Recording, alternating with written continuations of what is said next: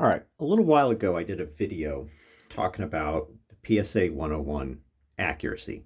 And I had several tips in there about what to use, what ammunition to use to get good accuracy out of this gun. One of the things I said was that I didn't have any good results with any ammunition over 62 grains. Nothing 75 grain, nothing 77 grain. It was all terrible. And I stated that I didn't know if it was the grain weight or if it had something to do with the way that the open tip hits the ramp. So I decided to figure that out. So testing with the AAC 77 grain OTM, which out of my AR is fantastically accurate. I've got no complaints with it. I, at 50 yards, loaded 5 rounds in the magazine and shot this group, which is about 3 inches at 50 yards, which is terrible. 6-inch group. I then decided to hand load. I physically take the round, put it in the chamber, drop the bolt on it so it's not feeding from a magazine, and shoot another 5-shot group. And I shot this group down here. Now, these 4 are less than an inch apart. This one down here, I mean, these are so close together that this one down here makes me wonder, like, did I just screw that up? Like, what's going on here? And, I mean, even with that one included, it's 2 inches. And that does meet the statistical definition of a flyer, because it's more than 2 radius away from a circle that will enclose the rest of the rounds in the group. So that led to an idea. I was like, okay, maybe the problem is not the grain weight of the bullet. Maybe it has to do, again, with that open tip hitting the ramp and deforming. So I needed a round that was heavy, but didn't have an open tip. And another product that AAC makes, their 75 grain Saber line,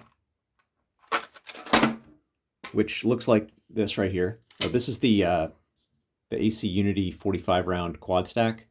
It was on sale for $15. I got it for the memes. Surprisingly, works very well. I thought it would just be a kind of a joke and it was cheap, but so far it's been great. That's what it looks like. I mean, not really. It's a Hornady bullet. I believe the bullet is manufactured by Hornady, but it has a black tip instead of a red one. But in any case, I bought some of this and I decided to shoot group. So this is at 100 yards. This one was 50. This is 100 yards. This is the first group. It's dead center aiming point. This is the first group I fired.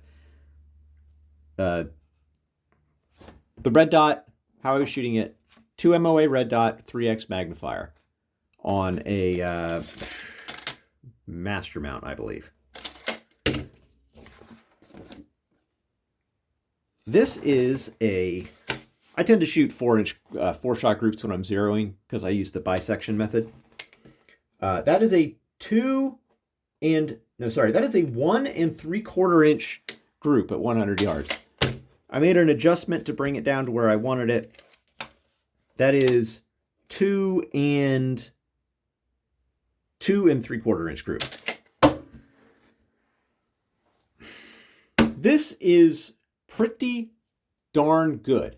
And that's not even with a suppressor. I mean, on the previous video, I said that the gun shoots a lot better with a suppressor. This is with the muzzle brake on there. Now, I did modify the muzzle brake to make it less wobbly, which also might have been part of the problem in the original video.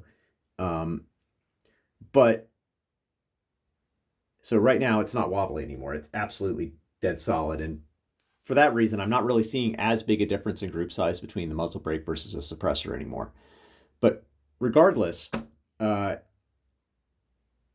gun is different.